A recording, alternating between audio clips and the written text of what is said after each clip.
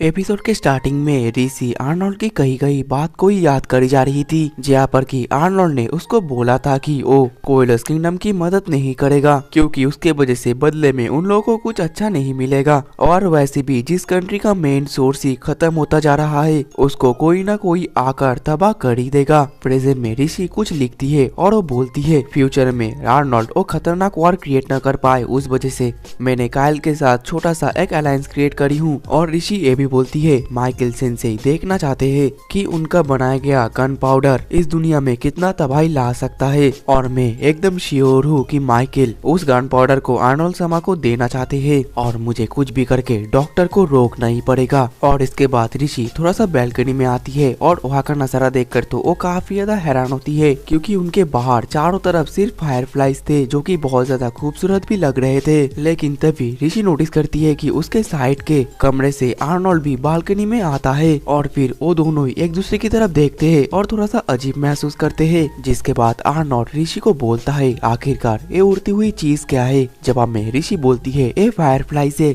Arnold बोलता है अगर तुम चाहते हो तो मैं इन सभी को यहाँ से हटा सकता हूँ। ऋषि चौंक जाती है और बोलती है लेकिन क्यों। आर्नोल्ड बोलता है क्योंकि फायरफ्लाइज भी तो एक इंसेक्ट है। ऋषि बोलती है हाँ वो लोग एक इंसेक्ट है लेकिन आप उन लोगों को ऐसे ही मार नहीं सकते। हर लिविंग थिंग का इस दुनिया में कोई ना कोई एक वजूद रहता है और वैसे भी ये फायरफ्लाइज काफी ज्यादा खूबसूरत है ना। आर्नोल्ड बोलता है हाँ तुमने बिल्कुल सही बोला। फिर ऋषि बोलती है आर्नोल्ड समा आपको नहीं लगता कि ये सभी फायरफ्लाइज सिर्फ आपकी तरह ही जा रहा है। आर्नोल्ड बोलता है तो फिर तुम मेरी तरफ आ सकते हो। ऋषि बोलती है हाँ आपने बिल्कुल सही कहा। और फिर वो तुरंत अपने बैल्कनी से आर्नोल्ड की बैल्कनी पर छलांग लगा देती है। ये देखकर तो आर्नोल्ड भी चौंक जाता है और ऋषि को पकड़ने के लिए आगे बढ़ता है और फिर जैसे जैसे करके आर्नोल्ड ऋषि को पकड़ ही लेता है। जिसके बाद तो ऋषि शर्माने लगती है और बोलती है मुझे माफ कर देना अगर मैंने आपको सरप्राइज कर दिया है तो, लेकिन आपको तो पता ही है सिर्फ इतनी सी डिस्टेंस से मैं छलांग लगा सकती हूँ, मुझे कोई भी प्रॉब्लम नहीं होती। आर्नोल्ड बोलता है हाँ मुझे ये पता है, वैसे भी तुमने तो बैल्कनी से सीधा ग्राउंड पर भी छलांग लगाया है ना। ऋषि बोलती है तो फिर आप मुझे पकड़ने के लिए क्यों आए। आर्नोल्ड बोलता है मुझे भी पता नहीं, मैं बस वैसे ही तुमको पकड़ने की कोशिश करा। ये सुनने के बाद तो ऋषि बहुत ही ज्यादा शर्माने लगती है। जिसके बाद वो आर्नोल्ड के तलवार को उठाकर उसको वापस करता है और थैंक यू भी बोलती है। आर्नोल्ड बोलता है ऋषि तुम तो वैसे ही मेरे कमरे के दरवाजे से ही आ सकती थी।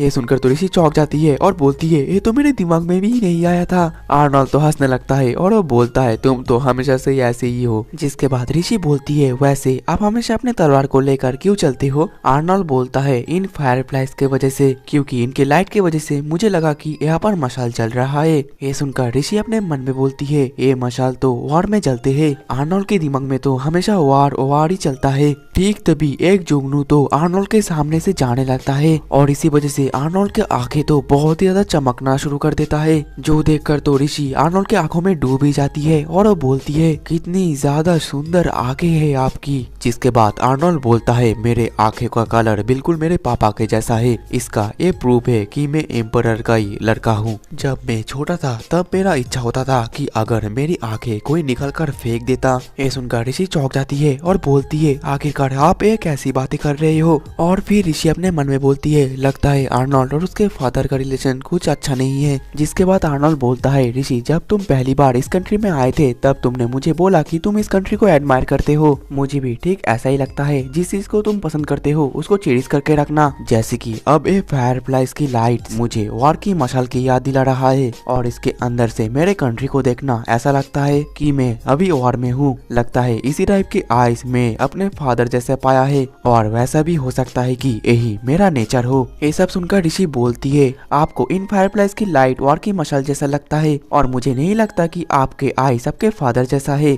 आपको ये सब कुछ मिला आपका आचरण और आपका अभ्यास से। आपको सिर्फ जानना पड़ेगा कि यह कंट्री काफी ज्यादा खूबसूरत है, काफी खूबसूरत क्रिएचर्स भी इस कंट्री में है। आर्नोल्ड बोलता है मुझे इससे कोई फर्क नहीं पड़ता, जब तक इस कंट्री से मेरा पर्पस खत्म हो जाएगा तब मुझे भी इससे कोई फर्क नहीं पड़ेगा। तुम्हें तो पता ही है मैं जिससे प्यार भी करता था मैंने उसे भी मेरे हाथ से ही मारा, और अगर तुम भी मेरे खिलाफ कुछ करने की कोशिश करते हो तो मुझे तुमको भी मारना पड़ेगा। मुझे नहीं पता कि कोयलस किंगडम से तुम्हारा क्या नाता है, लेकिन कुछ ऐसा काम मत करना कि मुझे तुम्हें मारना पड़े। ऋषि बोलती है मैं आपको कोई भी प्रॉमिस नहीं कर सकती, भले ही मैं आपकी वाइफ क्यों ना हो, मैं हमेशा उस चीज की साथ दूंगी जो कि सही होगा, भले ही आप मुझे मार क्यों ना देते। लेकिन क्या होगा अगर मैं इस कसल में फिर से वापस आ जाऊँ। आर्नोल्ड तो कन्फ्यूज हो जाता है और बोलता है आखिरकार तुम्हें क्या बकवास कर रही हो। ऋषि बोलती है अगर आप मुझे मार ही क्यों ना दो, मैं इस कासल में फिर से वापस आऊंगी, एक मेड बनकर या फिर एक नाइट बनकर या फिर एक फार्मासिस्ट बनकर। आप जितने भी बार मुझे मार दो, मैं हर बार इस कासल में वापस आऊंगी, क्योंकि मैं अपने आप को आपके हाथ से मारने नहीं दूंगी। ये सुनकर आर्नोल्ड चौंक जाता है, जिसके बाद ऋषि आर्नोल्ड के गाल पर हाथ रखकर बोलती है मेरे लिए आपके जो आंखें हैं वो आपके ही आंखें हैं, भले आपके आंखें आपको खुद ही पसंद ना हो, लेकिन मैं ये बार बार बोलूंगी कि आपके आंखें इस दुनिया में सबसे ज्यादा खूबसूरत आंखें हैं। इसके बाद आर्नोल्ड ऋषि के हाथ को अपने गाल से हटाकर बोलता है बहुत समय हो गया है, अब मैं चलता हूँ, मुझे रेस्ट करना भी जाना है। अब अगले दिन सुबह हम माइकल को देख पाते हैं जो कि एक सूटकेस लेकर कहीं पर जा रहा होता है और उसके पीछे पीछे तो एक जासूस भी उसके ऊपर नजर रखा हुआ होता है। दूसरी तरफ हम ऋषि और काइल को देख पाते हैं जहाँ पर कि काइल ऋषि को कुछ देता है, जो देखकर ऋषि काफी ज्यादा खुश होती है और वो बोलती है सच में कोइलस किंगडम की टेक्नोलॉजी काफी ज्यादा बढ़िया है। काइल बोलता है आपका शुक्रिया, और आपने जो एक्स्ट्रा मेटल पाउडर लाने के लिए बोला था वो भी मैं लेकर आया हूँ। ऋषि तो और भी ज्यादा खुश होकर बोलती है तुम्हारा शुक्रिया। काइल बोलता है शुक्रिया बोलने की कोई जरूरत नहीं है, वैसे भी हम दोनों तो एक एलाइस है, हम दोनों ही एक दूसरे को सपोर्ट तो करेंगे ही। और काइल ये भी बोलता है मैंने आर्नोल्ड समा के साथ एक और मीटिंग तैयार किया है, क्या आपको लगता है इतनी सी चीजों से आर्नोल्ड समा कन्विंस हो जाएंगे? ऋषि बोलती है मुझे ये नहीं पता, लेकिन मैं श्योर हूँ आपकी बातें आर्नोल्ड समा जरूर सुनेंगे। काइल चौंक कर बोलता है लेकिन आप ये इतने श्योर से कैसे बोल सकती हो? ऋषि बोलती है क्योंकि मैं उसकी फ्यूचर वाइफ हूँ। अब अगले दिन में रात में हम ऋषि को देख पाते हैं जो कि उन मेटल पाउडर से कुछ बना रही होती है। नेक्स्ट दिन माइकल एक गली के अंदर सूटकेस लेकर जा रहा होता है और उसके पीछे पीछे तो वो जासूस भी जाता है, लेकिन अचानक से एक बोतल उस जासूस के नीचे आता है, जिसकी वजह से उसके अंदर से बहुत ज्यादा धुआं निकलता है और वो जासूस तो वहीं पर ही बेहोश हो जाता है और फिर नाक बंद करके माइकल वहाँ से निकलता है। दूसरी तरफ काइल आर्नोल्ड को थैंक यू बोलता है उसके साथ फिर से बात करने के लिए। आर्नोल्ड बोलता है मैं तुम्हारे पिछले बकवास बातें सुनने के लिए यहाँ पर नहीं आया हूँ, क्योंकि मुझे कोइलस किंगडम के साथ अलायंस करने का कोई भी इंटरेस्ट नहीं है। काइल बोलता है मुझे ये पता है, मैं आपके साथ कुछ सीरियस बात करने के लिए यहाँ पर आया हूँ। और फिर आर्नोल्ड बोलता है ऋषि तुम भी यहाँ पर आप बैठ सकती हो और चलो कन्वर्सेशन को शुरू करते हैं। जब अब मैं ऋषि बोलती है उससे पहले आर्नोल्ड समा क्या आप मेरे अंदर कोई भी चेंजेस देख सकते हो? आर्नोल्ड बोलता है तुम्हारे ज्वेलरीज काफी ज्यादा नए हैं, तुमने आज तक मेरे सामने वो कभी भी नहीं पहने हैं। ऋषि बोलती है आपने बिल्कुल सही कहा, क्योंकि ये ज्वेलरीज कोइलस किंगडम ने बनाया है। तभी काइल बोलता है कोइलस किंगडम सिल्वर, गोल्ड और डायमंड प्रोड्यूस करता है और साल का 6 महीने तो बर्फ से ही घेरा रहता है, जिस वजह से हमारे क्राफ्ट्समैन हमेशा घर के अंदर ही काम करते हैं और हमारे किंगडम में और भी ज्यादा टैलेंटेड क्राफ्ट्समैन पैदा हो रहे हैं और दूसरे कंट्री के तुलनाएं हमारे कंट्री के क्राफ्ट्समैन बहुत ही जल्दी काम करते हैं। दूसरी तरफ माइकल सीढ़ियों से कहीं पर जा रहा होता है, लेकिन तभी कुछ गार्ड्स तो उसको चारों तरफ से घेर लेते हैं। इसके बाद फिर से हम काइल और बाकी सबको देख पाते हैं जहाँ पर कि आर्नोल्ड अभी भी कुछ नहीं बोलता, जो देखकर ऋषि अपना एक पॉकेट वॉच निकालकर आर्नोल्ड को दिखाती है और वो बोलती है आर्नोल्ड समा आप बता सकते हो कि ये क्या है? आर्नोल्ड बोलता है ये पॉकेट वॉच तो मैंने ही तुमको दिया है, लेकिन रुको जरा ये तो कुछ बदला सा लग रहा है। ऋषि बोलती है आर्नोल्ड समा आपने बिल्कुल सही गेस किया, ये आपका पॉकेट वॉच नहीं है, आपका पॉकेट वॉच तो मेरे पास है। ये पॉकेट वॉच तो कोइलस किंगडम के क्राफ्ट्समैन ने बनाया है और ये बिल्कुल सेम टू सेम है ना?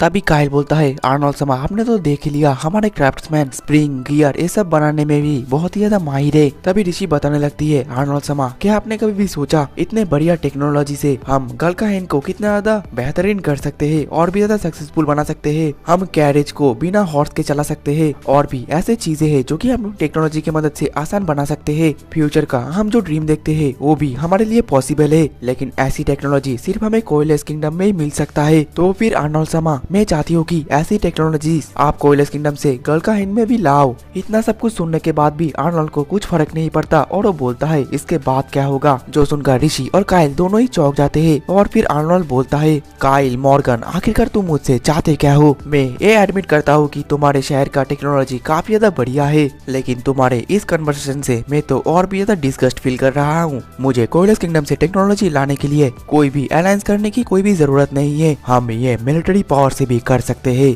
तुम यहाँ पर आए हो, क्या तुम्हारे इसके पीछे कोई भी सेकंड थॉट तो नहीं है? जिसके बाद आर्नोल्ड ऋषि को बोलता है ऋषि क्या तुमने कभी भी सोचा अगर इतनी सारी टेक्नोलॉजी मेरे हाथ में आ गया तो फिर मैं क्या करूंगा? तभी काइल बोलता है जब ऋषि शर्मा ने मुझे ये आइडिया दिया था कि आपको कन्विंस करने के लिए, तब मुझे पहले से पता था कि आपको ये पसंद नहीं आएगा, लेकिन ऋषि शर्मा को इस बात के ऊपर पूरी तरीके से विश्वास था। लेकिन मुझे पता है कि आपने पहले से कुछ सोच रखा है अपने फ्यूचर को वंडरफुल बनाने के लिए। मैं इस कंट्री में आया हूँ मेरे लिए, मेरे कंट्री के लिए, क्योंकि मैं आप पर बिलीव करता हूँ। आप एक अच्छे रूलर हो। आखिरकार मैं कितना बड़ा बेवकूफ हूँ कि मैं आपके ऊपर बिलीव किया, आपके ऊपर रिलाई किया कि आप मेरे कंट्री को प्रोटेक्ट करेंगे। लेकिन मुझे नहीं लगता कि मेरा डिसीजन कोई भी बेकार आइडिया है। कोयलेस किंगडम के पास बहुत ही अच्छे अच्छे क्राफ्ट्समैन है, काफी सारा ज्वेलरी से। अगर हम दोनों एक साथ काम करें तो मैं गारंटी लेता हूँ कि हमारा फ्यूचर बिल्कुल सपने की तरह ही होगा, जैसे कि ऋषि शर्मा ने मेंशन किया है। लेकिन तभी उनके कन्वर्सेशन के बीच में अचानक से थियोडर आता है और वो बोलता है, मुझे आप सभी माफ कर देना, लेकिन मैं मेरे भाभी से कुछ अर्जेंट बात करना चाहता हूँ। जिसके बाद तो ऋषि भी उन लोगों से माफी मांगकर थियोडर के साथ वहाँ से चली जाती है। और फिर जाते हुए थियोडर ऋषि को माइकल के बारे में सब कुछ बता रहा होता है